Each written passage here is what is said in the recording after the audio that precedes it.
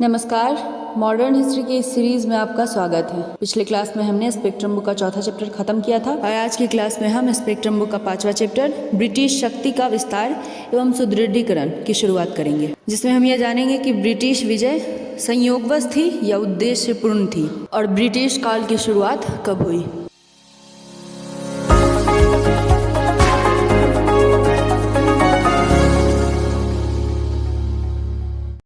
British शक्ति का विस्तार एवं सुदृढ़ीकरण। ब्रिटिश विजय संयोगवश या उद्देश्यपूर्ण। ऐतिहासिक शक्तियों एवं कारकों की समीक्षा करने जिन्होंने भारत में ब्रिटिश साम्राज्य की स्थापना में उनकी सफलता का नेतृत्व किया के लिए यह आवश्यक है कि तत्कालीन भारत की राजनीतिक और सामाजिक आर्थिक दशाओं और ब्रिटेन की वैश्विक साम्राज्यवादी व्यवस्था में भारत के एकीकरण की प्रक्रिया को समझा जाए और इसका विश्लेषण किया जाए। इतिहासकार इस मूलभूत प्रश्न पर बहस करते हैं, क्या ब्रिटिश की भारत विजय संयोगवश थी या इरादतन थी। जॉन सीले के नेतृत्व वाला समूह ब्रिटिश की भारत विजय को गैर इरादतन और संयोगवश मानता है। ये कहता है कि ब्रिटिश भारत में केवल व्यापार करने आए थे और क्षेत्र पर कब्जा करने की उनकी कोई मंशा नहीं थी। वे न चाहते हुए भी भारतीयों द्वारा स्वयं उत्पन्न किए राजनीतिक संकट में फंस गए थे और भारतीय भूक्षेत्रों पर कब्जा करने के लिए उन्हें बाध्य किया गया। दूसरी ओर इतिहासकारों का एक समूह इस बात से सहमत नहीं है और मानता है कि अंग्रेज भारत में एक व्यापक एवं शक्तिशाली साम्राज्य की स्थापना करने आए थे। उन्होंने इसके लिए सुनिश्चित रणनीति एवं योजना बनाई और धीरे धीरे साल दर साल इस पर काम किया। शायद शुरुआती दौर में अंग्रेजों ने गैर इरादतन रूप से क्षेत्रों को हासिल किया, लेकिन बाद में भारत भेजे जाने वाले अंग्रेज राजनीतिज्ञों एवं प्रशासकों में क्षेत्रों को कब्जा करने और एक साम्राज्य स्थापित करने की इच्छा थी। जूडिथ ब्राउन के अनुसार अंग्रेजों को अपने राजनीतिक प्रभाव को विस्तृत करने के निर्णय के लिए कई कारक जिम्मेदार थे। अविलंब लाभ, प्रशासकों की व्यक्तिगत महत्वाकांक्षाएं, लालच और यूरोप में राजनीतिक घटनाओं के प्रभाव कुछ ऐसे कारक थे जिन्होंने भारत में अंग्रेजों को उनका राजनीतिक क्षेत्र बढ़ाने के लिए प्रवृत्त किया। इस प्रकार यह कहा जा सकता है कि 18वीं शताब्दी में पश्चिमी यूरोपीय देशों ने अपने व्यापारिक एवं राजनीतिक हितों को सुनिश्चित करने के लिए वैश्विक क्षेत्रीय विस्तार का चरण आरंभ किया था और उपनिवेशों की स्थापना की। अंग्रेजों की भारत विजय को इस वैश्विक राजनीतिक घटनाक्रम के एक हिस्से के तौर पर देखा जा सकता है। ब्रिटिश काल की शुरुआत कब हुई?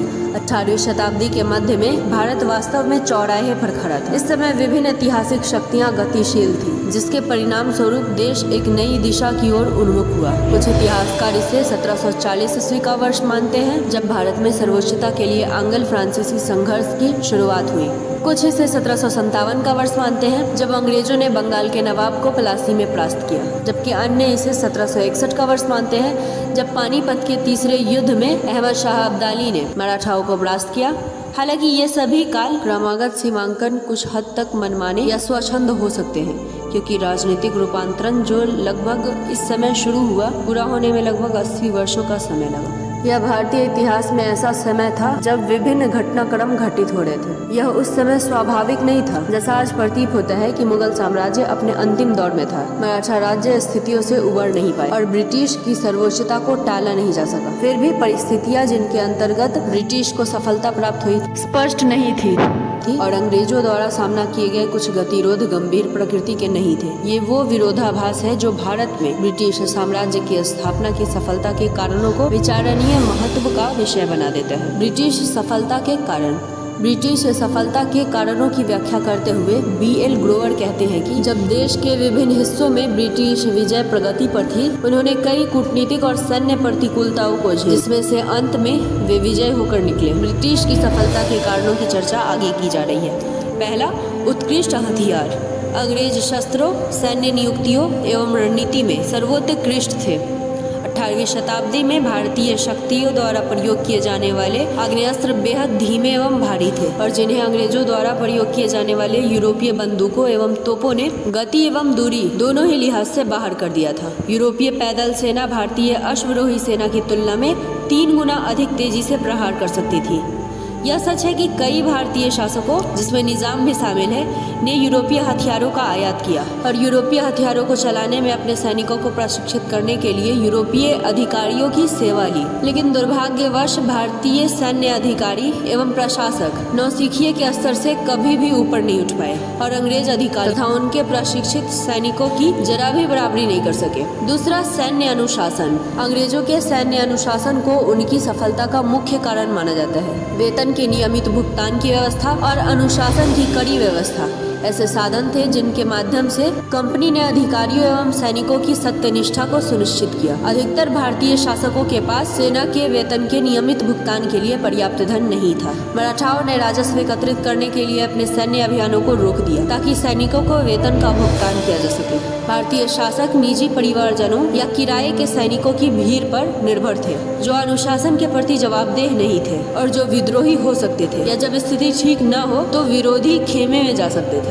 तीसरा, असैनिक अनुशासन। कंपनी के अधिकारियों एवं सैनिकों का असैनिक अनुशासन एक अन्य कारक था। उन्हें उनकी विश्वसनीयता और कौशल न कि वंशागत या जाति और कुल के आधार पर कार्य सौंपे जाते थे। वे स्वयं कार्य अनुशासन के अधीन थे और उद्देश्यों के प्रति जागरूक थे। इसके विपरीत भारतीय प्रशासक और सैन्य अधिकारी अक्सर गुणों एवं योग्यता की उपेक्षा करते हुए जाति एवं व्यक्तिगत संबंधों के आधार पर नियुक्त किए जाते थे। इसके परिणाम स्वरूप उनकी क्षमता संदेहजनक थी और वे प्रायः अपने निहित स्वार्थों को पूरा करने के चलते विद्रोही एवं विश्वासघाती हो जाते थे। चौथा, मेधावी नेतृत्व। प्रभावशाली नेतृत्व ने अंग्रेजों को एक अन्य लाभ प्रदान किए। Clive, Warren Hastings, Elphinstone Munro, Marquess, Dalhousie इत्यादि ने नेतृत्व के दुर्लभ गुण का प्रदर्शन किया। अंग्रेजों को सर आयर कूट, लॉर्ड लेक और आर्थर विलेजली जैसे द्वितीय श्रेणी के नेताओं का भी लाभ प्राप्त हुआ, जिन्होंने नेतृत्व पाने के लिए संघर्ष नहीं किया अपितु अपने देश की प्रतिष्ठा के लिए काम किया। भारत की तरफ भी हैदर अली,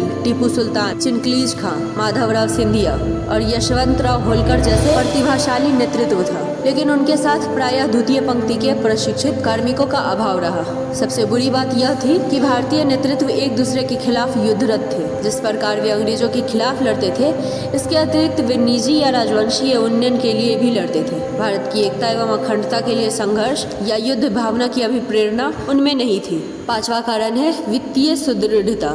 अंग्रेज वित्तीय रूप से मजबूत थे क्योंकि कंपनी ने कभी भी व्यापार एवं वाणिज्य के कोण को धूमिल नहीं होने दिया।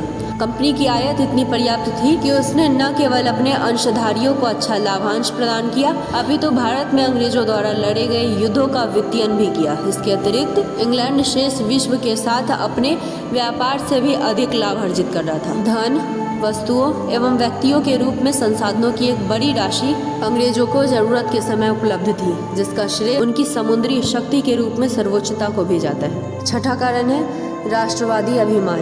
इन सबसे ऊपर आर्थिक रूप से अग्रसर ब्रिटिश लोग भौतिक उन्नयन में विश्वास करते थे और अपने राष्ट्रीय गौरव पर अभिमान करते थे, जबकि कमजोर, विभाजित, स्वार्थी भारतीय अज्ञानता एवं धार्मिक पिछड़ेपन में डूबे हुए थे और उनमें अखंड राजनीतिक राष्ट्रवाद की भावना का अभाव था। भारतीयों के बीच इस सांसारिक या भौतिकवादी दृष्टि का अभाव भी अंग्रेजी कंपनी की सफलता का कारण था। यहाँ तक वीडियो पूरा देखने के लिए आपका धन्यवाद। अगली क्लास में हम अंग्रेजों की बंगाल विजय के बारे में पढ़ेंगे।